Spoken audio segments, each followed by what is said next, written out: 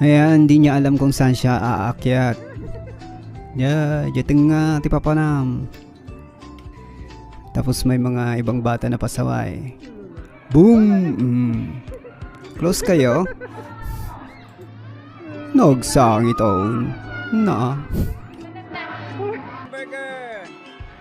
Siyempre, nagro-roleplay ang mga magpipinsaan. Ayan, sina Jaren, Jeric, at saka si Marcus. French fries?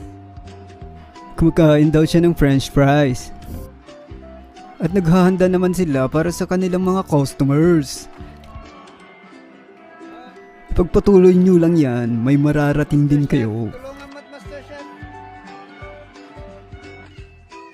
Habang itong dalawa, naglalaro naman sa mga bola-bola. Daming foods yan, Marcus.